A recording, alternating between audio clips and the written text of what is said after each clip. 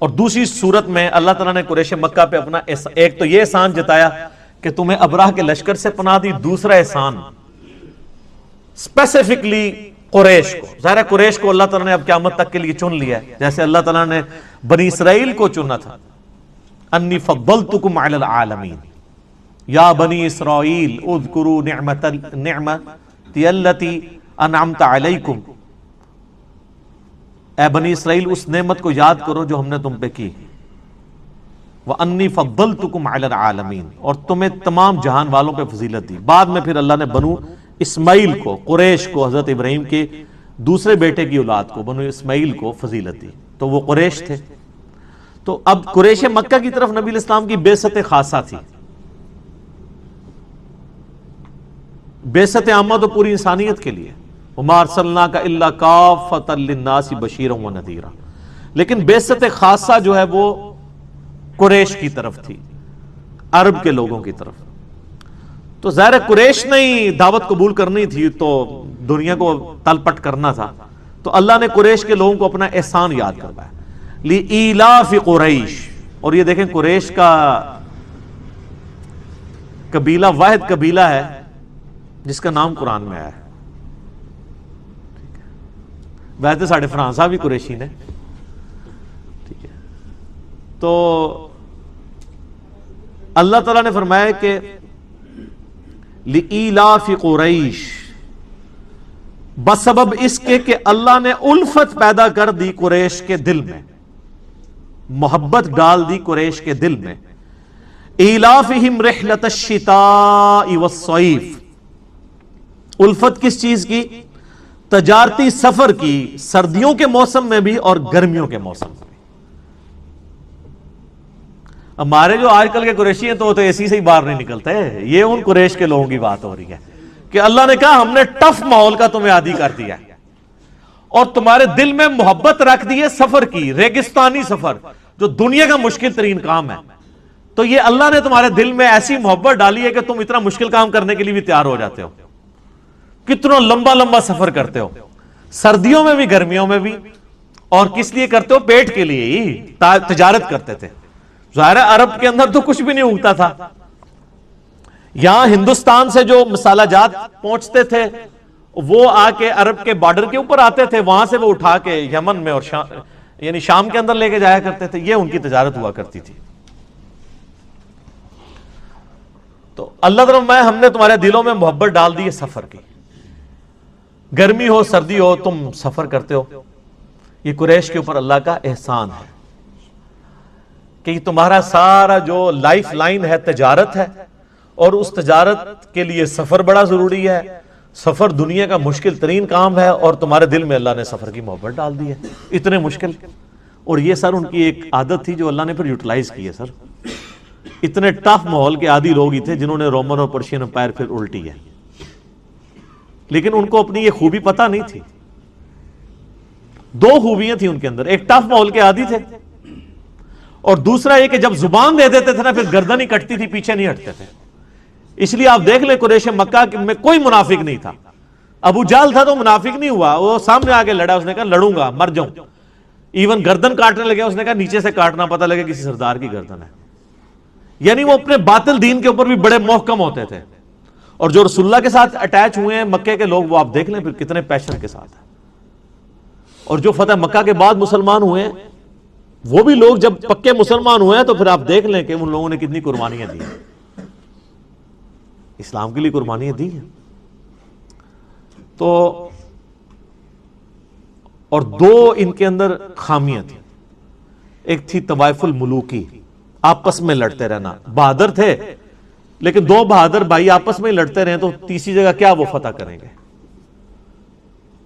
اور دوسرا چٹے ان پڑھ، جاہل، امی۔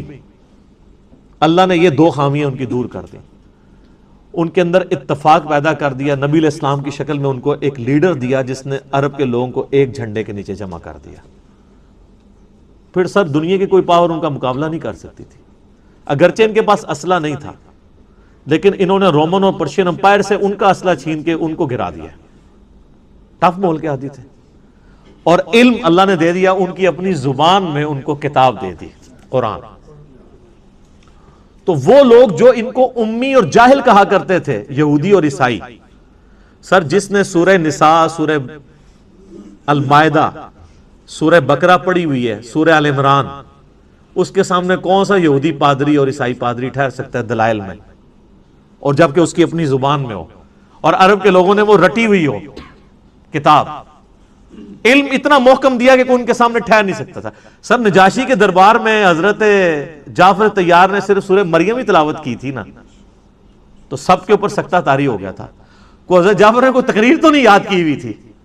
سورہ مریم تھی جس میں بتایا گیا کہ بھئی عیسیٰ بن مریم کا سٹیٹس یہ ہے، یہ عقیدہ ہونا چاہیے. تو پھر نجاشی نے بھی ایک تنکا اٹھا کے کہا تھا کہ عیسیٰ اس تنکے سے بھی زیادہ نہیں ہے جتنا اس نے بیان کیا، یعنی منون اتنا ہی ہے، یہ تنکے جتنے بھی ایڈیشن نہیں ان میں کی جا سکتی. اللہ کے بندے ہیں. تو یہ اللہ تبارک و تعالیٰ نے قریش کے لوگوں کے اندر خوبی رکھی تھی. تو اللہ تعالیٰ نے ان کو پھر یہ اس چیز احسان جتایا اپنا کہ دیکھو الفت پیدا کر دی ہے سفر کی، کہ تم سفر اختیار کرتے ہو. تو اب پھر اس کا تقاضا کیا ہے؟ فَلْيَعْبُدُوا رَبَّ هَذَا الْبَيْتِ، جس گھر کا کھانا کھا رہے ہو، بیت اللہ کے نام کے اوپر قریش کے لوگ پورے عرب کے اندر ان کا ایک ٹیکا تھا، چودھری تھے یہ، ہر قافلہ لوٹا جاتا تھا، قریش کا قافلہ کوئی نہیں لوٹتا تھا. وہ کہتے تھے یہ تو کعبے کے متولی ہیں، ٹھیک ہے، اور یہ بھی ان کو ڈر لگا ہوتا تھا کہ کعبے میں 360 بت رکھے ہوئے ہیں، اگر ہم ان کے ساتھ ہینکی پینکی کی ہمارا بت ہی اٹھا کے پرے پھینک دیں گے. تو وہ بھی ان کو خطرہ رہتا تھا دوسرے قبیلوں کی. تو قریش کے لوگ بآسانی گرمی سردی سفر کرتے تھے ریگستان کا، اور بغیر کسی ڈر کے. دوسرا کوئی قافلہ بچتا نہیں تھا اور ان کے قافلے کو وہ ہاتھ نہیں ڈالتا تھا. ڈاکو تھے نا، آپ کو پتا، لٹیرے عرب کے لوگ، ان کا گزر بسر اس طرح ہوتا تھا قافلوں کو لوٹ کے.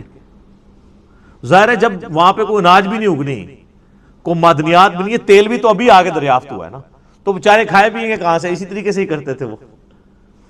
تو قریش کے لوگ تجارت کرتے تھے اور ان کو پروٹیکشن ہوتی تھی کعبے کی وجہ سے، خانہ کعبے کے نام کا وہ کھانا کھا رہے ہوتے تھے اپنی تجارت. تو اللہ نے فرمایا تو یہ صرف کھان پینے والے کام جو کیا ہوا ہے، فَلْيَعْبُدُوا رَبَّ هَذَا الْبَيْتِ، تو عبادت بھی کرو نا اسی گھر والے رب جس کا یہ گھر ہے، اس رب کی. ساتھ بت کیوں رکھے ہوئے ہیں، شرکاء کیوں شریک کیے ہوئے ہیں؟ اس رب کی عبادت کرو جس کا یہ گھر ہے کعبۃ اللہ.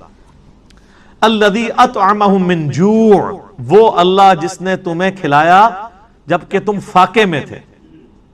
وآمنہم من خوف، اور تمہیں امن دیا خوف میں. سارے قافلے خوف کی حالت میں گزرتے ہیں اور قریش کے قافلے کو کوئی لوٹتا ہی نہیں ہے. کیسا امن دیا ہے؟ کس کی برکت سے؟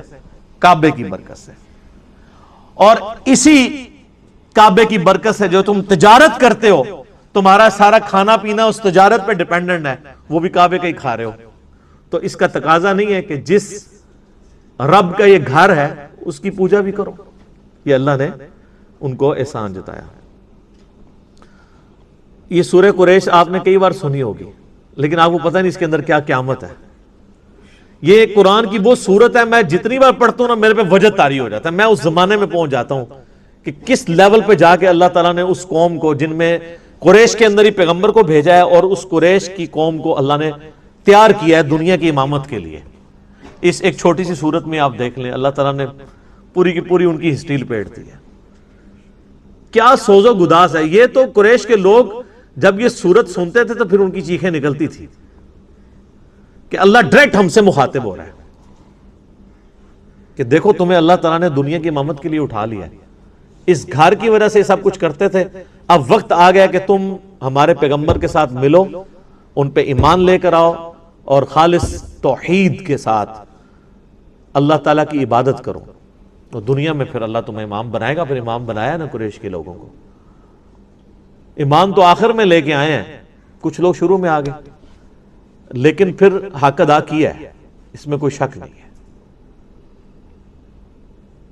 تو یہ جناب سورہ قریش ہے. ہمارے جو قاری حضرات ہیں انہوں نے یہ 2 صورتیں رٹی ہوئی ہیں. ہر دوسری نماز میں الم تری کیف فعل، پہلی رکعت وچ پڑھتے ہیں، دوسری رکعت وچ کیا پڑھتے ہیں؟ لإیلاف قریش. اس قاری سے پوچھا جائے یہ جو تو پڑھ رہا ہے اس کا مطلب تجھے پتہ ہے کیا ہے؟ لإیلاف قریش ایلافہم رحلۃ الشتاء والصیف. کیا قیامت مضمر ہے، کیا سوز و گداز ہے اس صورت کے اندر. ایک یہ صورت ہے، اور دوسری انشاءاللہ اگلی دفعہ آئے گی اذا جاء نصر اللہ والفتح، جس میں نبی علیہ السلام کی وفات کی خبر اللہ تعالیٰ نے دے دی کہ اب نبی نے اپنا کام پورا کر دیا ہے اور لوگ گروہ در گروہ دین میں داخل ہو رہے ہیں. اب نبی علیہ السلام کی دنیا سے رخصت کا وقت. یہ دو صورتیں انتہائی سوز و گداز والی صورتیں، لیکن اس کے لیے جسے اسلامک ہسٹری پتہ ہے، جسے پتہ ہے کہ یہ دعوت کیسے اٹھی ہے اور چھا گئی ہے پوری دنیا کے اوپر، گراس روٹ لیول سے اٹھ کے چند لوگوں کے ذریعے اللہ تعالیٰ نے پوری دنیا کے اندر تبدیلی لے کے آیا. اگلی دفعہ انشاءاللہ آخری کلاس ہوگی ہماری، امید ہے انشاءاللہ. اللہ تعالیٰ سے دعا ہے جو حق بات میں نے کہی اللہ تعالیٰ ہمارے دلوں میں راسخ فرمائے. اگر جذبات میں میرے منہ سے کوئی غلط بات نکل گئی اللہ تعالیٰ ہمارے دلوں سے محو کر دے. ہمیں کتاب و سنت کی تعلیمات پر عمل کر کے دوسرے بھائیوں تک پہنچانے کی توفیق عطا فرمائے. اللہم صلی علی محمد وعلی آل محمد کما صلیت علی ابراہیم وعلی آل ابراہیم انک حمید مجید. اللہم بارک علی محمد وعلی آل محمد کما بارکت علی ابراہیم وعلی آل ابراہیم انک حمید مجید. سبحانک اللہم وبحمدک اشہد ان لا الہ الا انت استغفرک واتوب الیک وما علینا الا البلاغ المبین. جزاکم اللہ خیر. اور قبر پہ آپ ہاتھ اٹھا کے بھی دعا کر سکتے ہیں. صحیح مسلم میں اوپر تلے کئی احادیث ہیں کہ نبی علیہ السلام اکثر بقیع غرقد رات کے وقت چلے جاتے تھے اور ہاتھ اٹھا کے ان کے لیے دعائیں مغفرت کرتے تھے. حتیٰ کہ ایک حدیث میں تو آتا ہے عائشہ کہتی ہیں حضور میرے ساتھ لیٹے ہوئے تھے تو آپ نے گمان کیا میں سو گئی ہوں. صحیح مسلم میں حدیث ہے. تو چپکے سے آپ علیہ السلام اٹھے اور قبرستان چلے گئے اور کہتی ہیں میں بھی پیچھے پیچھے بھاگتی ہوئی گئی کہ نبی علیہ السلام کہیں دوسری بیوی کے پاس نہ چلے گئے ہوں. تو میں نے جب دور سے دیکھا تو آپ علیہ السلام یوں ہاتھ اٹھا کے دعا کر رہے تھے. 3 دفعہ آپ نے ہاتھ اٹھائے اور پھر نیچے کیے. اور تو کہتی ہیں کہ میں بھاگتی بھاگتی دوبارہ آئی اپنے بسترے پہ لیٹ گئی تاکہ آپ کو یہ پتہ نہ چلے کہ میں نے جو ہے وہ آپ کی جاسوسی کی ہے. تو کہتی ہیں لیکن میں ظاہر ہے چونکہ بھاگتی بھی آئی تھی تو میرا پیٹ پھولا ہوا تھا، سانس پھولا ہوا تھا. نبی علیہ السلام واپس آئے اور آپ نے فرمایا کہ عائشہ تم نے گمان کیا کہ اللہ اور اس کا رسول تمہارے ساتھ خیانت کریں گے؟ کہ یا رسول اللہ میں نے تو یہ سمجھا آپ کسی اور بیوی کے پاس چلے گئے ہوں گے. تو آپ نے فرمایا کہ جب میں تیرے ساتھ لیٹا تو اس وقت جبرائیل علیہ السلام میرے پاس آئے اور انہوں نے کہا کہ اللہ تعالیٰ کی وحی ہے اور اللہ آپ کو حکم دیتا ہے کہ آپ اہل بقیع کے لیے جا کے دعا کریں. ہائے ہائے ہائے، بقیع والے کتنے خوش نصیب ہیں کہ اللہ اپنے فرشتے جبرائیل کے ذریعے اپنے محبوب کو کہہ رہے کہ ان کے لیے دعا کرے. سر دعا تو وہاں پہ بھی ہو سکتی تھی قبر پہ جا کے. تو قبر پہ جا کے دعا کرنا یہ سنت ہے. نبی علیہ السلام کی صحیح مسلم کے اندر حدیث موجود ہے میں نے تمہیں پہلے قبروں پہ جانے سے منع کیا تھا کیونکہ نئی نئی قوم جاہلیت سے پھری تھی. اب میں تمہیں حکم دیتا ہوں کہ قبروں پہ جاؤ تاکہ آخرت کی یاد ہے. قبروں پہ، مزارات پہ جانے سے تو آخرت کی یاد نہیں آتی. دنیا بھی برباد ہوتی ہے اور آخرت بھی برباد ہوتی ہے. جو کچھ وہاں پہ ہو رہا ہے آپ دیکھ رہے ہیں میڈیا کے اوپر، یعنی مزارات کے اوپر کس کس طریقے سے یعنی لوگوں کے ساتھ سلوک ہوتا ہے. کئی عورتیں اغوا ہو جاتی ہیں. تو قبروں پہ جاؤ تاکہ آخرت کی یاد آئے. تو نبی علیہ السلام خود بھی قبرستان جایا کرتے تھے. حتیٰ کہ جو آپ کے آخری خطبات بخاری مسلم میں آتے ہیں وہ تو آپ نے خطبہ بھی قبرستان میں دیا ہے. اہل بقیع کے اوپر آپ نے جا کے نماز جنازہ پڑھی. بڑی رکت انگیز حدیث ہے. عقبہ بن عامر کہتے ہیں میں نے آخری دفعہ اللہ کے نبی کو ممبر پہ دیکھا اپنی وفات سے 1 مہینہ پہلے. انہوں نے 8 سال کے بعد غزوہ احد کے شہداء کے. تو غزوہ احد ہوا ہے 3 ہجری میں، 8 اور 3 11 ہجری میں، اور 11 میں ہی آپ کی ربیع الاول کے مہینے میں وفات ہوئی ہے. تاریخ تو کنفرم نہیں لیکن مہینہ کنفرم ہے. تو عقبہ بن عامر کہتے ہیں نبی علیہ السلام نے فرمایا کہ اللہ کی قسم میں، یہ بخاری مسلم دونوں میں حدیث ہے، میں نے کربلا والے ریسرچ پیپر میں ڈالی ہے کہ میں اس وقت بھی اپنا حوض کوثر دیکھ رہا ہوں. اللہ تعالیٰ نے آپ کے سامنے سے پردے ہٹا دیے اور فرمایا یہ میرا اس وقت جو ممبر ہے یہ حوض کوثر پہ لگا ہوا ہے.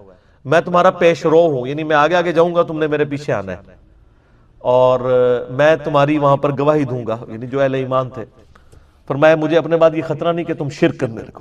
لیکن مجھے یہ ڈر ہے کہ تم میرے بعد دنیا کی محبت میں پڑ جاؤ گے، اور اس کے بعد پھر تم دنیا کی محبت میں ایک دوسرے کو قتل کرو گے، اور پھر تم بھی اسی طریقے سے تباہ و برباد کر دیے جاؤ گے جس طرح اگلی قومیں۔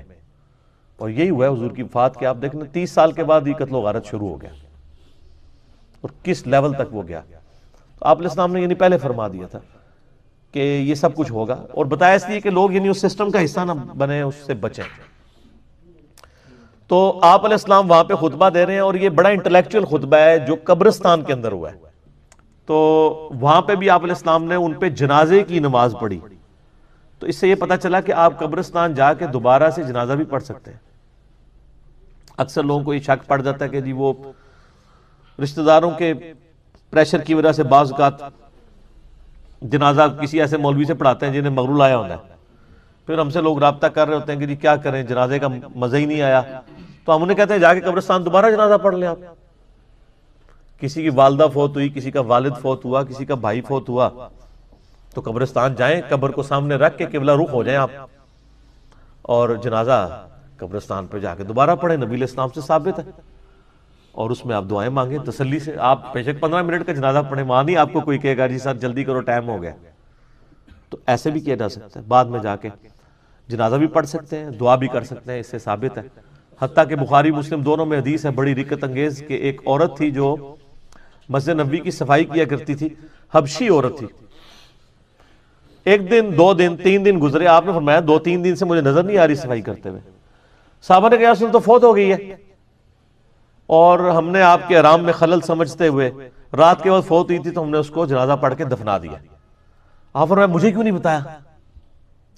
ہائے ہائے، حریص علیکم بالمؤمنین رؤوف الرحیم صلی اللہ علیہ وآلہ وسلم۔ فرمایا مجھے اس کی قبر پہ لے جاؤ۔ صحابہ کرام قبر پہ لے گئے، وہاں جا کے آپ نے نماز جنازہ دوبارہ پڑھی، حالانکہ جنازہ پہلے ہو چکا تھا۔ اور پھر آپ جب واپس پلٹے تو آپ نے فرمایا کہ یہ قبریں اندھیروں میں ڈوبی ہوئی تھی، اللہ نے میرا جنازہ پڑھنے کی برکت سے ان قبروں کو نور سے بھر دیا۔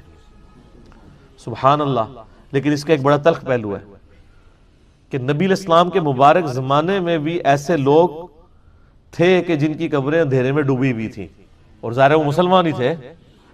کافر کی قبر میں تو نبی کے جنازہ پڑھنے سے نور تو نہیں جا سکتا، کیونکہ سورہ توبہ کے اندر ہے کہ آپ 70 دفعہ بھی دعا کریں ہم ان کو نہیں بخشیں گے، کیونکہ اللہ تعالیٰ نے شرک تو نہیں معاف کرنا۔ اس کا مطلب وہ مسلمانوں کی قبریں تھیں۔ تو آج کے مسلمان کس چکر میں بیٹھے ہوئے ہیں، کچھ بھی ہیں تیرے محبوب کی امت سے ہیں؟ بڑا خطرناک معاملہ ہے، یہ بھی رزلٹ نکلتا ہے۔ دوسرا یہ بھی رزلٹ نکلتا ہے کہ نبی علیہ السلام قبر میں حاضر و ناظر نہیں ہوتے ہیں، ورنہ آپ تو جب آپ کو بتایا گیا فوت ہوگی تو آپ فرماتے ہیں ہاں مجھے پتا چلا ہے، میں 3 دن پہلے اس کی قبر میں گیا تھا، میرے بارے میں سوال ہوا تھا، تو آپ علیہ السلام کو تو نہیں پتا تھا۔ تو یہ من گھڑت عقیدے لوگوں نے بنائے ہوئے ہیں۔ قبر میں سوال ہوتا ہے لیکن کوئی تصویر نہیں دکھائی جاتی، اس میں کوئی الفاظ ہی نہیں ایسے۔ تو بہرحال یہ قبرستان جا کے دعا کرنا، مردوں کے لیے دعا کرنا، یہ نبی علیہ السلام نے اس کو مشروع کیا ہے۔ دیکھیں جی، جو جنازے سے متعلق جتنی چیزیں ہیں، خصوصاً میت کو جو دفنانے کے ساتھ ریلیٹڈ ہیں، اس میں اکثر جو ہمارے معاشرے کے اندر، سب کانٹیننٹ کے اندر رسومات ہیں، یہ بدعات ہیں۔ کچھ چیزیں سنت بھی ہیں لیکن زیادہ تر بدعات ہیں۔ یہ جتنی باتیں آپ نے گنوائی ان میں اکا دکا چیز تو آپ سنت کہہ سکتے ہیں، باقی اس سے بھی بڑھ کر لوگ تو کفنی لکھتے ہیں باقاعدہ، یعنی وہ کئی بار ہمارے پاس بھی لوگوں نے بھیجا ہے کہ جی آپ اس کے اوپر ذرا کلمہ لکھتے ہیں، فزیکلی کلمہ کفن کے اوپر لکھواتے ہیں۔ جو سمجھدار ہیں وہ کہتے ہیں نہیں جی فزیکلی نہ لکھیں، بس ہاتھ کے اشارے سے لکھتے ہیں، اور کلمہ لکھوانے کے لیے علماء کے پاس بھیجتے ہیں۔ آپ مسلمانوں کا لیول دیکھ لیں، وہ کلمہ بھی ٹائپ نہیں کر سکتے اس کے اوپر، ہینڈ رائٹنگ کے طور پر۔ اسی طریقے سے بعض لوگ حج اور عمرے کے لیے جب مکہ شریف جاتے ہیں، وہاں سے زمزم کے اندر بھگو کے لے آتے ہیں کفن کو۔ بعض لوگ مدینہ شریف کی مٹی لے آتے ہیں کہ ساتھ کفن میں رکھ دیں گے۔ عہد نامہ بعض لوگ، اب وہ عہد نامہ تو خود ہی کوئی ثابت نہیں ہے، اس کو رکھتے ہیں قبر کے اندر اور کہتے ہیں اس کی برکت سے کچھ ہو جائے گا۔ میرے بھائی اس سے کچھ نہیں ہونا۔ صحیح بخاری اور صحیح مسلم کی متفق علیہ حدیث ہے کہ اللہ کے محبوب صلی اللہ علیہ وآلہ وسلم نے فرمایا، انسان کے 3 دوست ہیں، قبر میں صرف ایک ہی ساتھ جاتا ہے اور وہ اس کے اعمال ہیں. دو دوست باہر ہی رہ جاتے ہیں، اس کا مال اور اس کے رشتہ دار، یہ قبر سے باہر رہتے ہیں. لہذا یہ قبر میں تو ان چیزوں سے کوئی نفع ہونے والا نہیں. جہاں تک پھول ڈالنے کا تعلق ہے تو پھول کی تو اصل کوئی موجود نہیں ہے. اس کو جس حدیث پر قیاس کیا جاتا ہے نا، وہ بھی بہت دور کا قیاس ہے. وہ حدیث صحیح بخاری اور صحیح مسلم دونوں کے اندر موجود ہے کہ اللہ کے محبوب صلی اللہ علیہ وآلہ وسلم ایک جگہ سے گزر رہے تھے تو آپ رک گئے اور آپ نے فرمایا کہ ان دو قبر والوں کو عذاب ہو رہا ہے. یعنی اللہ تعالیٰ نے اپنے نبی علیہ السلام کو وہ غیبی خبر دے دی، دکھا دیا، اور فرمایا کہ کسی بہت بڑی بظاہر وجہ سے نہیں. ایک شخص جو ہے وہ چغلی کھاتا تھا اور دوسرا پیشاب کے چھینٹوں سے نہیں بچتا تھا. پھر نبی صلی اللہ علیہ وآلہ وسلم نے اپنے مبارک ہاتھوں سے ایک درخت کی ٹہنی توڑی اور اس کے دو ٹکڑے کر کے دونوں قبروں پر ایک ایک ٹکڑا لگا دیا اور فرمایا کہ جب تک یہ ہری رہیں گی، یعنی یہ بریکٹ میں ہے جو اگلے الفاظ ہیں، یعنی وہ لوگ کہتے ہیں تسبیح کرتی رہیں گی، یہ بریکٹ میں ہوتے ہیں. اصل میں الفاظ ہیں کہ جب تک یہ سرسبز رہیں گی ان کے عذاب میں تخفیف ہوگی.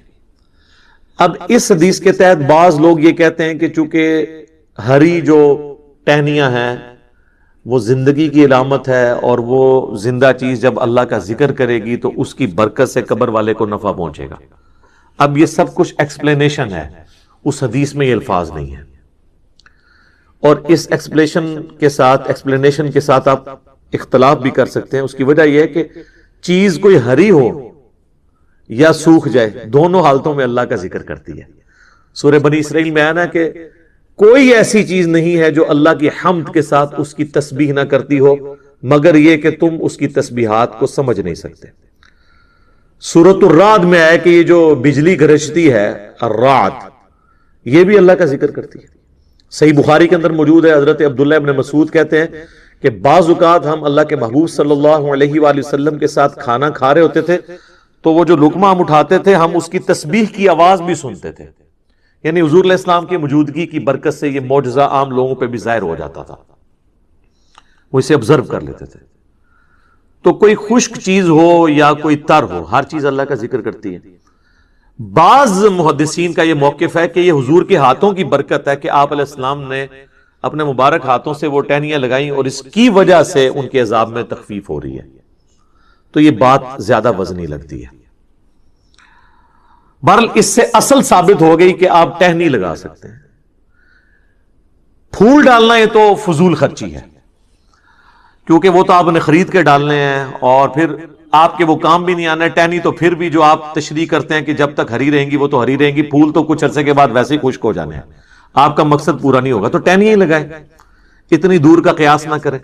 اور پھر پھولوں میں ایک رسپیکٹ والا معاملہ بھی آ جاتا ہے، اور اسلام میں قبروں کی یہ والی رسپیکٹ نہیں ہے کہ لوگ جو ہے وہ اس کی اس قسم کی رسپیکٹ کریں. ویسے تو ہر مسلمان کی قبر کی رسپیکٹ ہے. صحیح مسلم میں حدیث ہے کہ کوئی کسی مسلمان کی قبر پہ بیٹھے اس سے بہتر ہے کہ انگاروں پہ بیٹھ جائے. یعنی قبر کی آپ توہین نہیں کر سکتے، وہ اپنی جگہ ہے، لیکن اس طرح کی رسپیکٹ بھی نہیں کر سکتے کہ معاملات اتنے آگے چلے جائیں. اور عموماً جو قبروں کے اوپر چادریں چڑھائی جاتی ہیں یا یہ پھول ڈالے جاتے ہیں وہ اس قسم کی رسپیکٹ ہے. اور اس طرح کی رسپیکٹ تو نبی علیہ السلام نے اپنی قبر کے بارے میں فرمایا. مسند احمد میں حدیث ہے، اللہم لا تجعل قبری وثنا یعبد، اللہ میری قبر کو ایسا بت نہ بننے دینا کہ لوگ اس کی پرستش شروع کرتے ہیں. بخاری مسلم دونوں میں حدیث ہے. اما عائشہ کہتی ہیں کہ نبی علیہ السلام کی بیماری کے دن چل رہے تھے، آخری وقت آپ کا قریب تھا اور آپ بار بار اپنے چہرہ مبارک سے چادر ہٹاتے تھے تکلیف کی وجہ سے اور کہتے تھے لعن اللہ الیہود والنصارى اتخذوا قبور انبیائہم مساجد، اللہ کی لعنت ہو یہود و نصارہ پر، انہوں نے اپنے نبیوں کی قبروں کو سجدہ گاہ بنا لیا تھا. اور اما عائشہ کہتی ہیں حضور یہ اس لیے بات کر رہے تھے کہ آپ ہمیں ڈرا رہے تھے کہ آپ کی قبر کے ساتھ یہ کچھ نہ کیا جائے. اور آگے اما عائشہ کے الفاظ ہیں بخاری مسلم میں کہ اگر ہمیں یہ خطرہ نہ ہوتا کہ لوگ رسول اللہ کی قبر پہ سجدے شروع کر دیں گے تو ہم بھی زائرین کی زیارت کے لیے اس قبر مبارک کو اوپن چھوڑ دیتے، لیکن ہم ڈر رہے تھے. تو اس طرح کی رسپیکٹ نہ ہو کہ جس میں معاملات بہت آگے چلے جائیں. باقی یہ درست ہے کہ آپ ٹہنی لگا سکتے ہیں اور یہ سنت مبارکہ ہے، اور حضور کی میں تو سمجھتا ہوں ہاتھوں کی برکت ہے. اس کو سپورٹیو حدیث بھی ہے بخاری اور مسلم دونوں میں. ایک حبشی عورت تھی جو مسجد نبی کی صفائی کرتی تھی، اچانک فوت ہو گئی. صحابہ کرام نے رات کے وقت جنازہ پڑھ کے اسے دفنا دیا. نبی علیہ السلام نے کچھ دنوں کے بعد پوچھا کہ وہ عورت کدھر ہے، تو بتایا گیا یا رسول اللہ وہ تو فوت ہو گئی تھی. آپ نے فرمایا تم نے مجھے کیوں نہیں بتایا، میں بھی اس کا جنازہ پڑھتا. پھر آپ نے فرمایا مجھے اس کی قبر پہ لے جاؤ. حضور علیہ السلام قبر پہ لے گئے. حضور علیہ السلام کو صحابہ کرام، صحابہ تو سمجھ رہے تھے کہ یہ تو عام سی عورت ہے، اس کی کیا امپورٹنس ہوگی، لیکن حضور علیہ السلام کے لیے تو جو دین کی خدمت کرنے والے لوگ ہیں ان کی امپورٹنس زیادہ ہے، چاہے وہ کچھ بھی ہوں دنیاوی سٹیٹس کے اعتبار سے. پھر نبی علیہ السلام نے اس کی قبر پہ جا کے جنازہ پڑھا، اور جب آپ واپس پلٹے تو یہ حدیث بخاری مسلم دونوں میں. مسلم کے آگے الفاظ ہیں، آپ نے فرمایا یہ قبریں اندھیروں میں ڈوبی ہوئی تھی، اللہ نے میرے جنازہ پڑھنے کی برکت سے انہیں نور سے بھر دیا ہے. تو اس سے یہ بھی پتا چلا کہ وہ کافروں کی قبریں نہیں تھی، کیونکہ کافر کو مرنے کے بعد نفع نہیں قبر میں پہنچ سکتا. مسلمانوں کی قبریں تھیں. اب میں صحابہ نہیں کہتا، آپ لوگ گستاخی کا فتویٰ لگا دیں گے. اس زمانے کے جو بریلوی دیوبندی اہل حدیث ہوتے تھے ان کی قبریں تھیں. یہی مجھے کہنا پڑے گا مجبوراً، ٹھیک ہے، حضور کے زمانے کے. تو آپ علیہ السلام کی دعا کی برکت سے یہ معاملہ اس طرح کا ہو گیا. تو یہ ٹھیک ہے، آپ قبر پہ جا کے بھی جنازہ پڑھیں. اور دیکھیں آٹومیٹکلی اللہ تعالیٰ نے میت کو نفع پہنچانے کے لیے یہ پھولوں والا کام کرنے کی ضرورت نہیں، کئی اور طریقے رکھ دیے ہیں. صحیح بخاری اور مسلم دونوں میں حدیث موجود ہے کہ ایک مسلمان کے دوسرے مسلمان پہ 5 حق ہیں، 5 حقوق ہیں. ان میں سے ایک یہ ہے کہ جب وہ مر جائے تو اس کا جنازہ پڑھے. تو جنازہ پڑھے گا تو اس کے لیے دعا کرے گا، اس میں تو وہ نفع اسے پہنچے گا. تو پھول ڈال کے ضرور نفع پہنچانا ہے. پھر سنن ابی داؤد میں حدیث ہے جب اپنے بھائی کو دفنا چکو تو اس کی قبر پر کھڑے ہو کر دعا کرو، قبر کے اندر جو سوالات ہیں ان کے جوابات میں استقامت کے لیے، یہ بھی اس کے لیے نفع ہے. پھر اس کے بعد بھی جب آپ کبھی قبر پہ جائیں تو صحیح مسلم میں موجود ہے آپ نے قبرستان والوں کے لیے دعا کرنی ہے، السلام علیکم اہل الدیار من المؤمنین والمسلمین وَإِنَّا إِن شَاءَ اللَّهُ بِكُمْ لَلَاحِقُونَ نَسْأَلُ اللَّهَ لَنَا وَلَكُمُ الْعَافِيَةَ. اے جو مسلمان مومنین اور مسلمین یہاں پہ جتنے بھی لوگ دفن ہو تم پر سلامتی ہو، ہم بھی اللہ نے چاہا تو عنقریب تمہارے پاس آنے والے ہیں مر کے. ہم اللہ کے حضور تمہارے لیے اور اپنے لیے عافیت کا سوال کرتے ہیں. تو یہ دعا کا بھی نفع ہے. وہ آپ نے قبرستان جب بھی جانا ہے دعا کرنے تو وہ بھی نفع اس کو پہنچ رہا ہے. اس کے علاوہ کچھ رسومات ہیں وہ بھی صحیح ہے، جس طرح صحیح مسلم میں حدیث ہے کہ حضرت عمر بن عاص کی جب موت کا وقت قریب آیا تو بڑی لمبی وہ حدیث ہے، اس میں وہ کافی دردناک حدیث ہے. اس کے اینڈ پہ الفاظ ہیں جب میں مر جاؤں تو میری میت کے ساتھ کوئی نوحہ کرنے والی عورت نہیں لے کے جانی، ساتھ نہ کوئی آگ لے کے جانی ہے، اور جب مجھے دفنا چکو تو میری قبر پر پانی چھڑک دینا. تو اس سے پتا چلا کہ قبر پہ پانی چھڑکنا سنت ہے. اور میری قبر پہ اتنی دیر بیٹھے رہنا، یعنی اس کے اوپر نہیں، یعنی مراد اس کے سائیڈ پہ جتنی دیر اونٹ کو نہر کر کے، اونٹ کو نہر کرنے کے بعد اس کا گوشت تقسیم کیا جاتا ہے، یعنی آلموسٹ 2.5-3 گھنٹے، تاکہ میں اپنے قبر کے ساتھ مانوس ہو جاؤں اور سوالات کے جوابات میں مجھے استقامت نصیب ہو. تو قبر پہ بیٹھنا اتنی دیر تو یہ سنت ہے، یعنی ظاہر ہے سنت اس اعتبار سے ایک صحابی تعلیم کر رہے ہیں. تو پانی کا چھڑکاؤ کرنا بھی سنت ہو گیا، جنازے کی دعا بھی سنت ہو گئی، قبرستان کی دعا بھی سنت ہو گئی. اور سورۃ الحشر میں تو اللہ تعالیٰ نے کیٹاگوریکلی فرمایا ربنا اغفر لنا ولاخواننا الذین سبقونا بالایمان. اہل ایمان کی نشانی ہے کہ وہ اپنے سے اگلے جو لوگ گزر چکے مر چکے ان کے لیے دعا کرتے ہیں.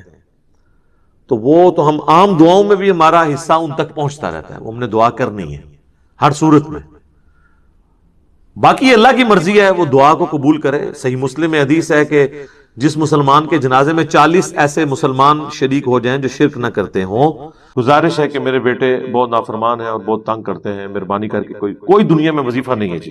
ہاں دیکھیں کسی کی ہڈی ٹوٹ گئی ہے اور وہ میرے پاس لے آئے کہ اس پہ دم کر. ہڈی ٹوٹی ہے تو آرتھوپیڈک کے پاس جائیں، اس کا علاج کروائیں. دم اس طرح کی چیزوں کے لیے تو نہیں ہوتے. کیا نبی علیہ السلام کے جب کسی صحابی کا خون نکلتا تھا تو حضور پھونک مار کے وہ خون روکتے تھے؟ نہیں. صحیح مسلم میں ہے کہ آپ علیہ السلام نے سعد بن معاذ کو اپنے مبارک ہاتھوں سے باقاعدہ داغ لگایا تھا جب خون نہیں ان کا رک رہا تھا. حالانکہ بخاری میں حدیث ہے کہ 3 چیزوں میں شفا ہے، شہد میں، کپنگ ہجامہ پچھنے لگوانا جسے ہم کہتے ہیں اس میں، اور داغ لگوانے میں. لیکن میں اپنی امت کو داغ لگانے سے منع کرتا ہوں، یعنی داغ لگانا پسندیدہ نہیں ہے. لیکن جب خون نہیں رک رہا تھا تو نبی علیہ السلام نے خود داغ لگایا. اس میں تیر کا جو لوہے والا حصہ ہے، یہ کوئی بھی لوہے کی چیز گرم کر کے اسے گوشت کے اس حصے پہ لگایا جاتا ہے، وہاں سے گوشت روسٹ ہو جاتا ہے اور پھر خون نکلنا بند ہو جاتا ہے. عموماً جہاں پہ رگ وغیرہ کٹ جائے نا تو اس طریقے سے کیا جاتا ہے. آج کل تو یہ ماڈرن ڈاکٹرز بھی استعمال کرتے ہیں، الیکٹرک ان کے پاس موجود ہوتے ہیں داغ دینے کے لیے. تو نبی علیہ السلام نے داغ لگا کے خون روکا. تو میں آپ کو اب کون سا ایسا وظیفہ بتا دوں، اس کا تعلق تو تربیت کے ساتھ ہے. اور اس کے بعد دعا کریں. دعا اللہم ربنا آتنا فی الدنیا حسنہ وفی الآخرۃ حسنۃ وقنا عذاب النار. بخاری مسلم میں یہ دعا آئی ہے، سورۃ البقرہ میں 201 نمبر آیت کے اندر آئی ہے. تمام کاموں کے لیے یہ دعا ہے. اسپیسیفکلی بیوی بچوں کے لیے سورۃ الفرقان میں آئی ہے، ربنا ھب لنا من ازواجنا وذریاتنا قرۃ اعین وجعلنا للمتقین اماما. اے اللہ ہماری بیویوں اور ہماری اولاد میں ہماری آنکھوں کی ٹھنڈک بنا دے اور ہمیں پرہیزگار لوگوں کا امام بنا. یعنی ہماری اولاد میں نیک لوگ پیدا ہوں اور ہم ان کے امام ہوں. یہ امام سے مراد امام مسجد نہیں ہے، فور فادرز. تو یہ دعا ہے جی سورۃ الفرقان میں آئی ہے. بالکل سورۃ الفرقان کے اینڈ پہ وہ آپ پڑھیں، یہی وظیفہ ہے. باقی تربیت سے جو معاملات ہوں گے، آپ خود نماز نہ پڑھیں، خود آپ سگریٹ پیئیں اور بچہ آپ کا نشہ کر رہا ہے اور آپ کہہ رہے ہیں جی کوئی وظیفہ بتا دیں کہ بچہ نماز شروع کر دے یا یہ سگریٹ چھوڑ دے. کوئی ایسا وظیفہ نہیں. اور اگر آپ خود نیک ہیں تو 90% یہ چانس ہے کہ بغیر تبلیغ کے بھی بچے اس راستے پہ چل پڑتے ہیں. البتہ ایکسیپشنز آر آلویز دیئر. حضرت نوح کا بیٹا بھی کافر نکلا ہے، وہ ہو سکتا ہے، لیکن عموماً ایسا نہیں ہوتا. عموماً یہی ہے کہ جس ڈگر پہ آپ چل رہے ہیں نا، آپ جو کچھ اپنے بچوں کو دیکھنا چاہتے ہیں وہ خود بنے. لیکن آپ کہتے ہیں میں وہ خود نہیں بن سکتا، ان کو میں بناؤں گا، تو سر پھر ٹائم قیامت تک لگے رہو. اور ایسا بھی ہو جاتا ہے بعض اوقات کتنے بدماش قسم کے لوگ ہیں ان کے بچے اتنے شریف ہوتے ہیں. لیکن یہ رول نہیں ہے. رول یہی ہے کہ 90% بچے 4 ہاتھ پہ ہو تو بھی آگے ہوتے ہیں. تو ایکسیپشن سے آپ یہ ڈیڈکٹ نہیں کر سکتے کہ چونکہ اس طرح کی ایکسیپشن موجود ہیں لہذا یہ ایسے ایسے ہو جاتا ہے. ایسے نہیں ہوتا. یا ایھا الذین آمنوا، اے اہل ایمان، لا تتخذوا آباءکم و اخوانکم، مت بناؤ اپنے ماں باپ کو، اپنے بھائیوں کو، اولیاء، اپنا دوست. کس صورت میں دوست نہ بناؤ؟ ان استحبوا الکفر علی الایمان، اگر وہ ایمان کے مقابلے میں کفر کی روش اختیار کرتے ہیں نا تو تمہاری کوئی جگری یاری ان کے ساتھ نہیں ہونی چاہیے. مطلب کیا؟ پرائورٹی اللہ اور اس کے محبوب صلی اللہ علیہ وآلہ وسلم کی نسبت ہے. ایک تمہارا رشتہ دار نہیں ہے نا اور وہ اللہ اور اس کے پیغمبر کا ماننے والا ہے نا، اس سے تمہاری جگری یاری ہونی چاہیے. اور ایک تمہارا سگا رشتہ دار بھی ہے نا، اگر وہ اللہ اور اس کے رسول کا باغی ہے تو پھر اس کے ساتھ کوئی لحاظ والا معاملہ نہیں. ہاں دنیا میں معروف طریقے سے تو وہ چلنا ہی چلنا ہے، لیکن وہ لحاظ نہیں ہوگا. حتیٰ کہ حضرت نوح علیہ السلام کا جب بیٹا ڈوبا ہے اور انہوں نے کہا یہ میرے اہل بیت میں سے، تو اللہ تعالیٰ فرمایا یہ تمہارا اہل ہی نہیں ہے، کیونکہ اس کے اعمال کافروں والے ہیں. پیغمبر کے جسم کا ٹکڑا ہو کے بھی اللہ نے کہا ہے کہ یہ تمہارا رشتہ دار نہیں ہے، تو باقیوں کے رشتہ دار تو شاہی کوئی نہیں اگر وہ کفر کی روش کو اختیار کرتے ہیں. سرکار یہ قرآن والا جو دین ہے نا جی، یہ بڑا مشکل ہے. ادھر تو سب کچھ سینٹرڈ اراؤنڈ گاڈ ہے. جو گاڈ کا ماننے والا ہے وہ آپ کے سر کا تاج ہے، چاہے وہ آپ کے دشمن خاندان سے بھی تعلق رکھتا ہے. آپ نے پھر یہ لحاظ نہیں کرنا. میں آپ کو اپنا بتاؤں، ہمارے کئی ایسے ریلیٹیوز ہیں جن سے یعنی ہمارے آباء و اجداد کے زمانے سے بول چال بند، 25 30 40 سال سے ایک دوسرے کو دشمن ڈکلیئر کیا ہوا ہے. لیکن آج ان کے بچے کالج یونیورسٹیز میں اسٹوڈنٹس ہیں، یہاں آتے ہیں، ملتے جلتے ہیں، کوئی مسئلہ نہیں. ان کی وجہ سے بڑوں نے بھی آنا شروع کر دیا. یعنی اسلام ایک ایسا رشتہ ہے جو سارے رشتوں سے آپ کو آزاد کر دیتا ہے. اب ہماری نظر میں اب ہم اس چیز کو پیٹیں کہ جی ہمارے آباء و اجداد کے ساتھ انہوں نے زیادتی کی تھی یا ہماروں نے ان کے ساتھ زیادتی کی تھی. ہماری تو جہاں مرضی جائیں گے، ہم تو اپنی آخرت کی فکر میں. ہمیں تو وہ اچھا لگتا ہے جو اللہ اور اس کے رسول کی وجہ سے عز و جل و صلی اللہ علیہ وآلہ وسلم ہم سے تعلق رکھے ہوئے اور ہم اس سے تعلق رکھے ہوئے. رشتہ داریاں کیا چیز ہے؟ قریب ہونا کیا چیز ہے؟ تو یہی تو صحابہ کرام میں تھا. جنگ میں اس طرف باپ کھڑا ہے، دوسری طرف بیٹا کھڑا ہوا ہے، اور یہ بڑا مشکل ڈیسیژن تھا. شکر ہے ہمیں اس لیول پہ نہیں اترنا پڑا. ہمارے تو زیادہ ناراضگیاں ہو جاتی ہیں یا کوئی ایسا معاملہ ہو جاتا ہے، تلوار نہیں ایک دوسرے کے خلاف اٹھانی پڑتی. کوئی زیادہ گالی گلوچ کر لیتا ہے, اس سے زیادہ کوئی کیا کرے گا. تو تمہارے آباء و اجداد میں ہو یا بھائیوں میں ہو, تم ان سے محبت کی روش نہیں اختیار کر سکتے, کفر کو ایمان پر ترجیح تم نہیں دے سکتے. وَمَن يَتَوَلَّهُم مِّنكُمْ, اور جو کوئی تم میں سے ان کے ساتھ دوستی گانٹتا ہے, فَأُولَٰئِكَ هُمُ الظَّالِمُونَ, تو وہی ظلم کرنے والا ہے. اچھا, اس دوستی سے مراد آپ یہ نہ سمجھیے گا کہ حسن اخلاق سے بھی منع کیا جا رہا ہے, نہیں. تو قرآن میں واضح ہے کہ اللہ کے بعد سب سے زیادہ حق ماں باپ کا ہے. 4 جگہ قرآن میں اللہ نے توحید کے فوراً بعد ماں باپ کا ذکر کیا. اور سورہ لقمان میں فرمایا کہ اگر تیرے ماں باپ تجھے ابھارے نا کہ میرے ساتھ شرک کر, تو پھر تم نے ان کا کہنا نہیں ماننا, لیکن دنیا میں معروف طریقے سے چلنا ہے. یہ نہیں ہے کہ ماں باپ کافر ہیں اور بیمار ہو گئے ان کا علاج نہیں کروانا, نہیں, یہ نہیں. معروف طریقے سے چلنا ہے, حسن اخلاق سے پیش آنا ہے. جگری یاری نہیں ہے. جگری یاری آپ کی اس کے ساتھ ہوگی جو دین پہ چلنے والا ہے, جس کی نسبت اللہ اور اس کے محبوب صلی اللہ علیہ وآلہ وسلم کی وجہ سے. باقی ساری چیزیں بعد میں. اب جو کوئی یہ حرکت کرے گا تو اللہ تعالیٰ فرما رہا ہے پھر فَأُولَٰئِكَ هُمُ الظَّالِمُونَ, تو ایسے ہی لوگ ہیں پھر ظلم کرنے والے. وہ ظالم ہے, اصل مجرم ہے اللہ کے حضور, جو اپنی رشتہ داریوں کو پہلے نمبر پر نبھا رہے ہیں اور دین اسلام کو سیکنڈ پرائورٹی پہ رکھا ہوا. اچھا, یہ باتیں ویسے تو بڑی آسان لگ رہی ہیں اور ہم یہ پڑھتے ہوئے سوچ رہے ہوں گے کوئی 1400 سال پرانی بات ہے, میں تو ایسا نہیں کر رہا. لیکن اگر آپ غور و تفکر کریں گے تو آپ کو بھی اندازہ ہوگا کہ مسلمانوں کی اکثریت اس رول کا خیال کوئی نہیں رکھے ہوئے. ان کے نزدیک اپنی رشتہ داریاں ٹاپ پرائورٹی کے اوپر ہے, اپنے ماں باپ کی دشمنیاں وہ نبھا رہے ہیں. اور جی میرے ابا جی تمہیں پتا ہے پوری زندگی انہوں نے کار بڑھے, بڑا چنگا کام کیتا نے. اچھا, لوگ اپنے آباء و اجداد کی خوبیاں گنوا رہے ہوتے ہیں. وہ جی ساڈے چاچے اور سن جی بڑے غصے دے سن جی, ہوئے ہوئے ایک بار ویاہ دے گئے, وہ آگے کوئی بھی ہر جگہ سٹوری ہے جی, تو انہوں نے ان کو کسی ڈومیننٹ جگہ پہ نہیں بٹھایا, وہ پھر جناب اس کا آر بھی دوبارہ بڑھے. عجیب مینٹل سی تیرا چاچا, یہ فخریہ بات ہے. لوگ فخر سے اپنے آباء و اجداد کے قصے سنا رہے ہوتے ہیں اور سارے وہ تکبر بھرے ہوئے رشتے ہوتے ہیں. عاجزی والا کوئی نہیں سناتا. آج تک آپ کو کسی نے سنایا کہ ہمارے چچا جو ہیں وہ ماشاءاللہ اتنے خوش اخلاق تھے کہ فلاں موقع پہ گئے تو ان کے ساتھ ہمارے رشتہ داروں نے زیادتی کی, لیکن وہ خود معذرت کر کے اٹھے اور پوری زندگی ان کے ساتھ اس نے سلوک کرتے تھے. وہ کہتے تھے چلو وہ واقعی بلا دیں. نہیں, یہ کوئی نہیں بتائے گا. اس کو تو لوگ, مطلب میں وہ پنجابی کا لفظ نہیں بولنا چاہتا, ایسے لوگوں کو تو لوگ پھر یہ کہتے ہیں کہ یہ تو وہ ہیں. یہاں تو جو بدماش ہوتا ہے نا, جو اپنا غصہ دکھاتا ہے, اس کی لوگ تعریف کرتے ہیں. اس کے پیچھے کیا مینٹلٹی کیا ہے؟ اللہ اور اس کا رسول ٹاپ پرائورٹی نہیں ہے. ٹاپ پرائورٹی ان کی اپنی رشتہ داریاں ہیں, خاندان ہے, اپنی رسومات ہے. ٹھیک ہے. اور اگر کوئی اس طرح روٹین سے ہٹ کے بات کرتا ہے, لوگ کہتے ہیں ہی پاگل ہے یار, انہوں کے ایک ایڑی گلاں کر رہے ہیں. تو اللہ کی فضل سے ہم تو شروع سے ہی پاگل ہے اس معاملے میں. میں اپنا آپ کو بتاؤں, اور میں تو ایک لمحے کا بھی توقف نہیں کرتا اس معاملے میں کہ اگر کسی اپنے کی طرف سے زیادتی ہے فوراً کہنا, منہ پہ کہنا کہ تیری جاتی ہے وہ ٹھیک ہے.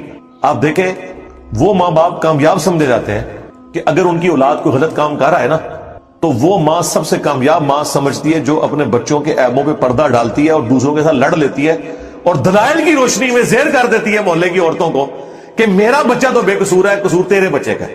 آپ نے آج تک کوئی ماں دیکھی ہے کہ بچے نے شرارت کی ہو اور گھر آئے, لڑائی ہوئی ہو اور دوسرے شکایت لے کے گھر آئے اور شواہد کی بنیاد پہ اسے پتا چل جائے کہ میرے بچے کی زیادتی ہے اور وہ اپنے بچے کو ڈانٹے؟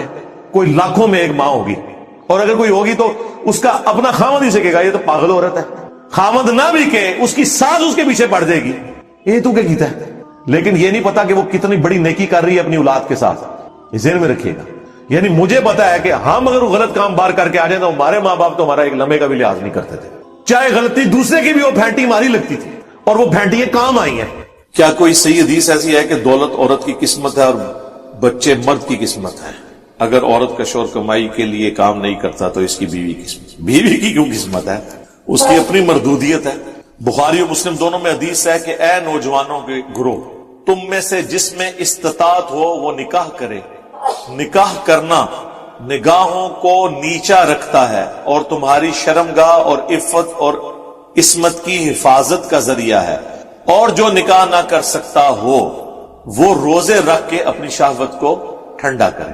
تو وہ استطاعت کیا ہے؟ شہوت اس میں پہلے ہی موجود ہے, نہ مرد نہیں ہے وہ. اور اللہ کے نبی فرما رہے ہیں کہ مرد ہو تو شادی کرو, اور مرد ہونے کے باوجود شادی نہیں کر رہے تو کس بنیاد پہ؟ استطاعت نہیں, یعنی فائنینشل یہ حالت نہیں ہے. یہاں پہ بھی لوگ جو کام نہیں کرتے وہ کہتے ہیں نا ویاہ کرا دو، یعنی ویاہ کرنا خود اتنا بڑا کام ہے کہ سارے کام پھر کرے گا. ایسا نہیں ہوتا. شادی وہی کرے جو اس فائنینشل سسٹم کو لے کے چل سکتا ہے.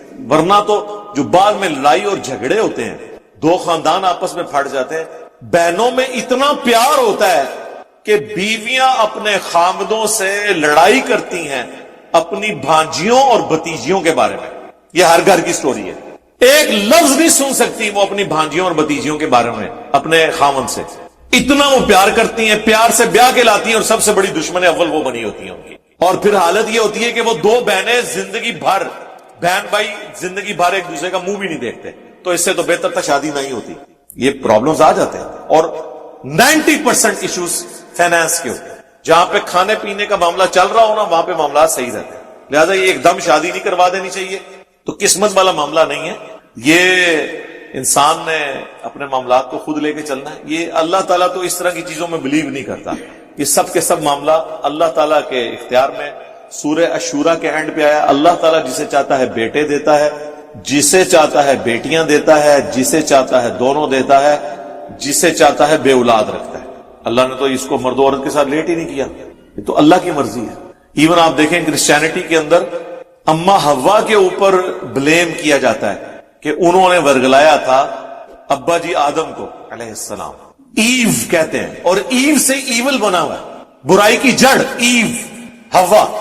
لیکن قرآن آپ کھول کے دیکھیں سورۃ الاعراف میں سٹارٹ ہی میں قصہ آدم اور ابلیس پوری تفصیل کے ساتھ آیا ہے، اور وہ تسنیہ کے سیغے کے ساتھ. ان دونوں نے یہ کیا، ان دونوں کو ہم نے یہ حکم دیا، وہ دونوں یہ کرنے لگے.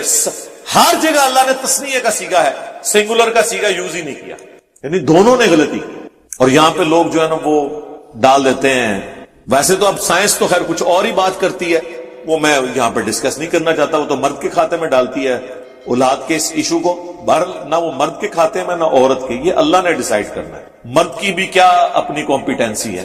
کتنے جوڑے ہیں مرد و عورت، ان کو ڈاکٹرز نے میڈیکلی فٹ قرار دیا ہے، اولاد نہیں ہو رہی. 15 20 سال، بعض اوقات پوری زندگی اولاد نہیں ہوتی. کتنی عورتیں ہیں، عورت اور مرد بالکل ٹھیک ہے، اولاد نہیں ہوئی، طلاق ہو گئی، ان دونوں نے نئی شادیاں کی، وہاں اولاد ہوگی. کتنے کیسز اس طرح کے. تو یہ سب کچھ اللہ کے قبضے قدرت میں. اپنی غلطیوں کا وبال اللہ پہ نہ ڈالیں. مسئلہ تقدیر کو آپ یہ سمجھیں. صحیح مسلم کی کتاب القدر چیپٹر آف ڈیسٹنی کی آخری حدیث ہے. مسلم شریف میں تقدیر کا چیپٹر بڑی تفصیل سے ہے. بخاری میں کم حدیثیں ہیں، مسلم میں زیادہ ہیں. تو امام مسلم نے کتاب القدر چیپٹر، جو تقدیر کے چیپٹر کی آخری حدیث لی ہے نا، وہ اس کی ترتیب میں اس کو آخر میں اس لیے رکھا ہے کہ وہ سب کچھ کنکلوڈ ہو جائے. امام مسلم کی ذہانت کا تو میں فین ہوں. میں اتنا ذہین بندہ. انہوں نے مقدمہ لکھ کے جو ذہانت اس وقت شو کی ہے، وہ ان کے ہم اثر، ان کے استادوں کو بھی وہ باتیں سمجھ نہیں آئی ہیں جو آج وہی باتیں. آپ صحیح مسلم کا مقدمہ پڑھ لیں، آپ کو لگے گا کہ یہ وہی باتیں ہیں جو آج کے دور میں ہم رونا رو رہے ہیں. امام مسلم کہتے ہیں کہ وہ علماء جاہل کہلوانے کے حقدار ہیں جو ہمارے اس زمانے میں کثرت کے ساتھ حدیثیں اپنی کتابوں میں لکھ رہے ہیں. کیا صحیح حدیثیں ختم ہو گئی ہیں کہ یہ لوگ ضعیف روایتیں اپنی کتابوں میں لکھ کے امت کو فتنے میں ڈال رہے ہیں؟ تو یہ انہوں نے بریلوی دیوبندی اہل حدیث کو تو نہیں کہا. امام مسلم کے زمانے میں کس نے کثرت کے ساتھ اپنی کتاب میں حدیثیں جمع کی؟ امام مسلم نے انہیں کنڈیم کیا اتنے سخت الفاظ میں. لیکن عقل مندی کی نام نہیں لیا. ان کا یہ کیا کام ڈالنے لگے ہو. پھر انہوں نے کنکلوڈ کیا مقدمے کو دیکھو حدیث سے یا حلال و حرام اخذ ہوتا ہے یا ترغیب اور ترہیب ہوتی ہے، یعنی کسی کام کی ترغیب دلانا اور کسی گناہ سے ڈر سنانا، یا کوئی شرعی احکام اس سے استنباط کیے جاتے ہیں، یا حلال و حرام کا فیصلہ ہوتا ہے. ان تینوں کیسز میں صحیح حدیث ہونا ضروری ہے کیونکہ دین کی بنیاد آپ اس پہ رکھیں. تو اتنے وہ سخت الفاظ کے ساتھ امام مسلم کی یہ ذہانت تھی. تو کتاب القدر چیپٹر میں آخری حدیث لے کے آئے ہیں تقدیر کے چیپٹر میں کہ حضرت ابو ہریرہ کہتے ہیں مجھے نبی علیہ السلام نے یہ وصیت کی تھی. یہ حدیث آپ کو صبر اور توکل والے چیپٹر میں مل جائے گی، مشکات میں بھی مسلم کے حوالے سے. اے ابو ہریرہ، جو چیز تمہیں نفع دے، یعنی دنیا میں جو چیز نفع دینے والی ہے بشرطے کہ وہ حلال ہو، اس کو حاصل کرنے کی کوشش کرنا، سستی نہ کرنا، کاہلی نہ کرنا، اور اللہ سے مدد طلب کرنا. پھر بھی اگر رزلٹ تمہارے خلاف آئے تو کبھی یہ نہ کہنا کہ میں یہ کر لیتا تو یہ ہو جاتا، میں وہ کر لیتا تو وہ ہو جاتا اگر مگر شیطان کا دروازہ کھول دیتا ہے. یہ آخری حصے پہ تو لوگ ایمفسائز کرتے ہیں، پہلے حصے پہ ذرا آپ غور کریں کہ کوشش پوری کرنی ہے، سستی اور کائلی نہیں کرنی اور اللہ سے مدد طلب کرنی ہے. یعنی یہ نہیں ہے کہ آپ خالی پیپر دروشی پڑھ کے پھونک کے دے آئیں انشاءاللہ فیل ہی ہوں گے، کیونکہ آپ نے پوری حدیث پہ تو عمل نہیں کیا. یعنی دنیاوی طور پہ آپ نے اپنی پوری ایفرٹ پٹ کرنی ہے، اس کے بعد اللہ سے مدد طلب کرنی ہے. پھر بھی رزلٹ آپ کے خلاف ہے نا، پھر آپ نے سمجھ لینا ہے کہ کوئی اور ہستی ہے جو یہ نہیں چاہتی کہ یہ اس طرح ہو، اور میرے حق میں وہی بہتر ہے. جو سورۃ البقرہ میں آئے کہ کئی چیزیں جس سے تم کراہت کرتے ہو اور اس میں تمہارے لیے خیر چھپی ہوتی ہے، اور کئی چیزیں جس سے تم محبت رکھتے ہو کہ تمہارے حق میں ہو جائیں اور اس کے اندر تمہارے لیے شر چھپا ہوتا ہے. اللہ جانتا ہے، تم نہیں جانتے. میں اپنی زندگی میں کئی واقعات آپ کو ایسے بتا سکتا ہوں پرسنل، جو اس وقت میری زندگی کے برے ترین واقعات تھے، لیکن آج میں کہتا ہوں کہ کاش وہ حادثات اس سے پہلے ہو جاتے، اس کا اینڈ رزلٹ پہلے سامنے آ جاتا.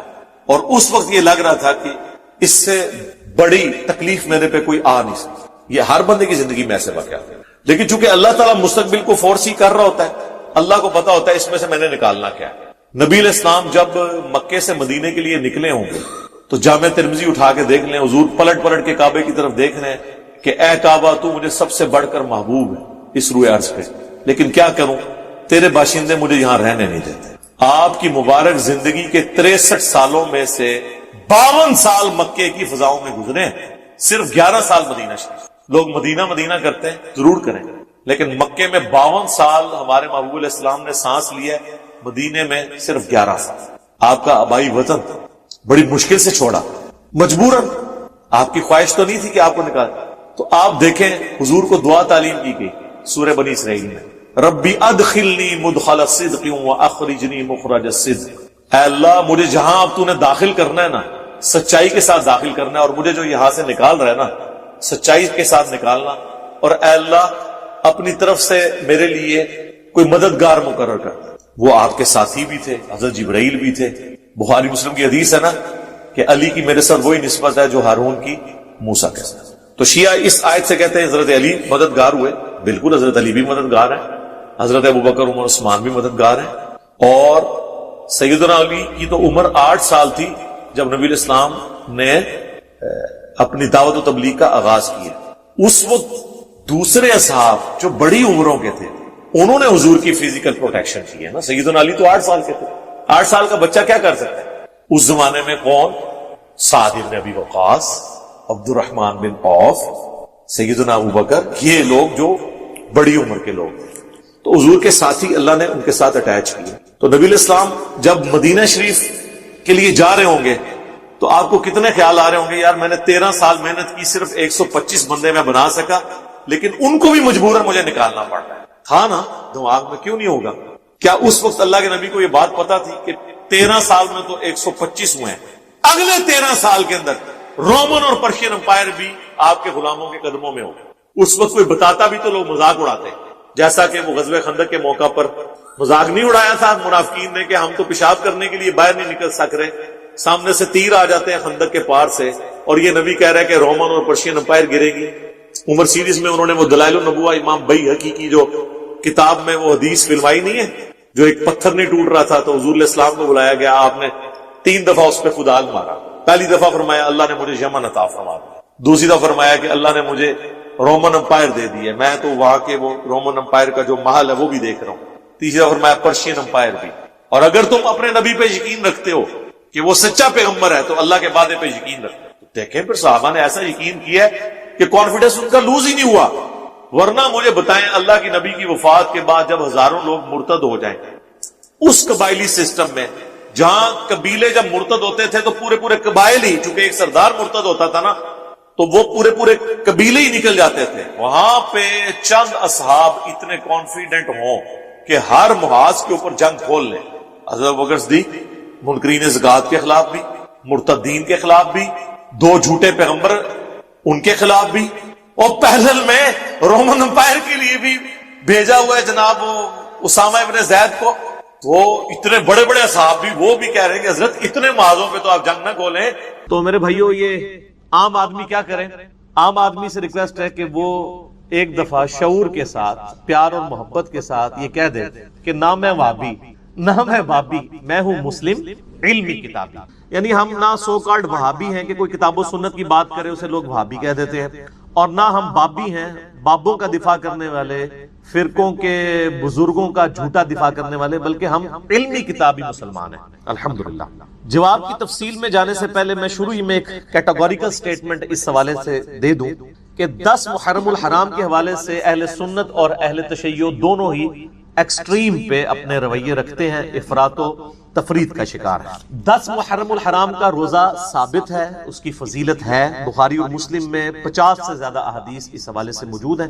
میں انشاءاللہ جستہ کچھ عرض بھی کروں گا، اور ساتھ ہی ساتھ 10 محرم الحرام کو خوشی کے دن کے طور پر، عید کے طور پر پریزنٹ کرنا، اور اس کے ذریعے عاشورہ کے دن جو اس امت پہ ایک مصیبت ٹوٹی 61 ہجری کے اندر، سیدنا حسین ابن علی رضی اللہ تعالی عنہما وعلیہم السلام کی مظلومانہ شہادت کربلا میں ان کے ساتھیوں سمیت، اس کو ڈیلیوٹ کرنے کی کوشش کرنا یہ بھی انتہائی زیادتی پر مبنی ہے. آج کے کوسچن کو ایڈریس کرنے کے لیے میں نے کل 5 علمی پوائنٹس بنائے ہوئے ہیں، اور آج بائی چانس 5 محرم الحرام 1440 ہجری ہے، وہ بھی 5 کی نسبت ہے 16 ستمبر 2018. یہ 5 کی نسبت میں نے پنجتن پاک سے لی. حق 4 یار تو اہل سنت کو پتہ ہی ہے، سیدنا ابو بکر، عمر، عثمان و علی رضی اللہ عنہم اجمعین وعلیہم السلام اجمعین.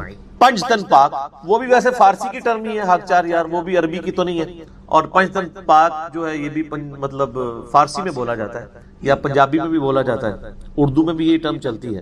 اس حوالے سے ایک حدیث ہے اہل سنت کی مین سٹریم کی کتاب میں، اور یہ حدیث سنی اور شیعہ کے درمیان کامن حدیث ہے. اس سے کہتے ہیں حدیث قصہ، چادر والی حدیث، جو صحیح مسلم میں انٹرنیشنل نمبر کے مطابق ہے 6261، اور مشکات المصابیح میں بھی موجود ہے 6136. ام المؤمنین سیدہ عائشہ رضی اللہ تعالی عنہا وسلام اللہ علیہا کہتی ہیں کہ نبی صلی اللہ علیہ وآلہ وسلم ایک دن ہمارے پاس اس حال میں آئے کہ آپ صلی اللہ علیہ وآلہ وسلم نے ایک کالی چادر اپنے اوپر اوڑی ہوئی تھی، منکش، جس پہ اونٹ کے جو کجاوے ہیں ہنڈیا کی شکل کے، اس پہ پرنٹ بنے ہوئے، کالے کلر کی چادر. اتنے میں حسن ابن علی آئے تو نبی صلی اللہ علیہ وآلہ وسلم نے انہیں اپنی چادر کے نیچے کر لیا. پھر سیدنا حسین ابن علی آئے، ان کو بھی چادر کے نیچے کیا. پھر سیدہ فاطمہ آئیں، ان کو بھی چادر کے نیچے کیا. اور پھر سیدنا مولا علی رضی اللہ تعالیٰ عنہ علیہ السلام آئے، ان چاروں کو اپنے ساتھ چادر کے اندر کیا. 5ویں آپ صلی اللہ علیہ وآلہ وسلم کی خود اپنی مبارک ذات، بلکہ پہلی آپ کی اور باقی 4، تو یہ ٹوٹل بن گئے 5. پھر آپ صلی اللہ علیہ وآلہ وسلم نے اللہ کے حضور دعا کرتے ہوئے سورۃ الاحزاب کی آیت نمبر 33 تلاوت فرمائی. اعوذ باللہ من الشیطان الرجیم، بسم اللہ الرحمن الرحیم. انما یرید اللہ لیذھب عنکم الرجس اہل البیت ویطہرکم تطہیرا.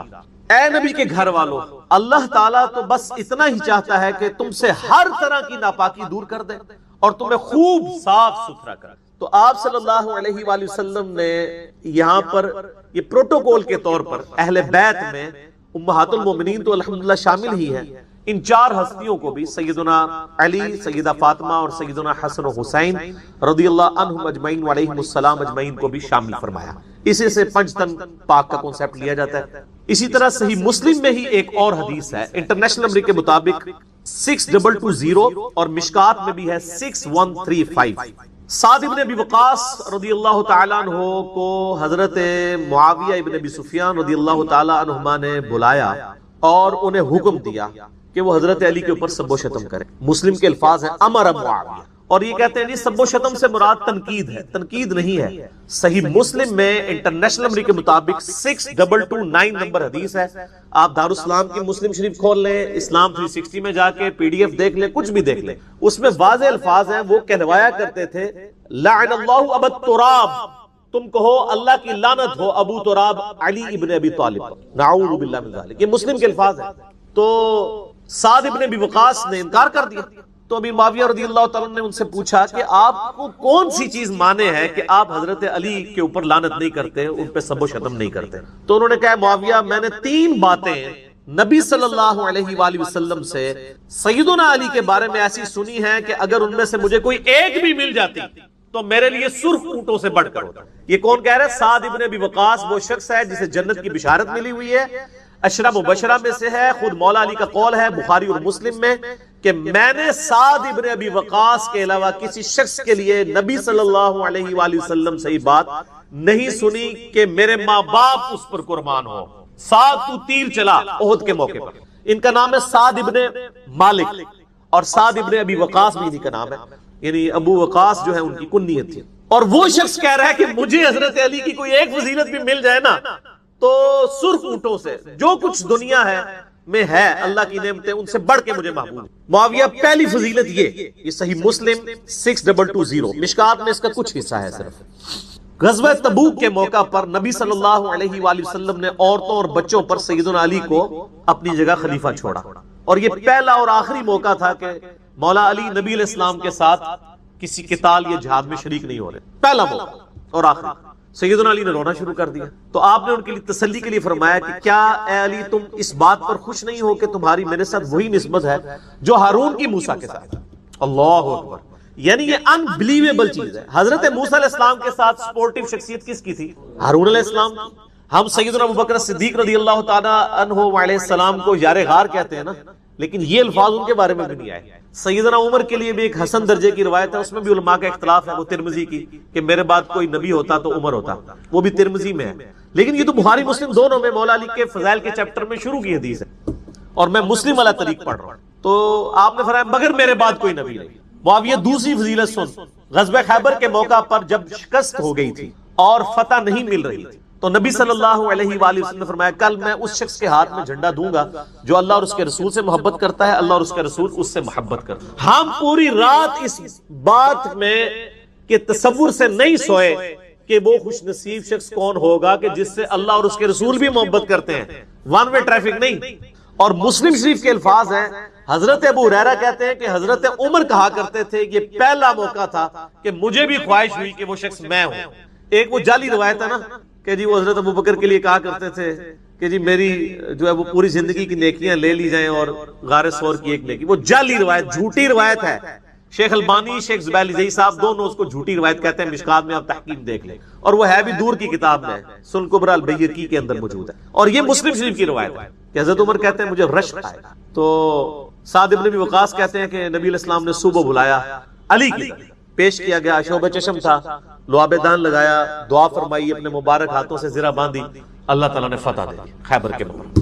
تیسرا موقع فرمایا کہ جب نجران کے عیسائیوں کے ساتھ مباہلہ ہوا، اور یہ مباہلہ آپ صلی اللہ علیہ وآلہ وسلم کی وفات سے 1-1.5 سال پہلے کا واقعہ ہے، یہ تبوک کے بھی بات ہے، 9 ہجری کے اینڈ کا، یہ 10 ہجری کا، 11 کے سٹارٹ میں آپ کی وفات ہوگی صلی اللہ علیہ وآلہ وسلم۔ تو نجران کے عیسائیوں کے سامنے آپ نے دلائل رکھے، اس کے باوجود وہ ضد پہ اڑے رہے، تو پھر اللہ تعالیٰ نے سورہ آل عمران آیت نمبر 61 میں نبی صلی اللہ علیہ وآلہ وسلم کو یہ حکم فرمایا، اعوذ باللہ من الشیطان الرجیم، بسم اللہ الرحمن الرحیم، فَمَنْ حَاجَّكَ فِيهِ مِنْ بَعْدِ مَا جَاءَكَ مِنَ الْعِلْمِ، اے نبی علیہ السلام اس کے باوجود اگر یہ عیسائی آپ سے جھگڑا کریں بعد اس کے کہ آپ کے پاس ڈیفینیٹ علم آ چکا ہے لوگوں کو ہدایت دینے کے لیے، یعنی قرآن، فَقُلْ تَعْلَوْا نَدْعُوا أَبْنَاءَنَا وَأَبْنَاءَكُمْ، تو ان سے پھر فرماؤ ایز اے لاسٹ ریزارٹ کہ لے آؤ اپنے بیٹے، ہم بھی اپنے بیٹے لے آؤ، وَنِسَاءَنَا وَنِسَاءَكُمْ، تم بھی اپنی عورتیں لے آؤ، ہم بھی اپنی عورتیں لے آتے ہیں،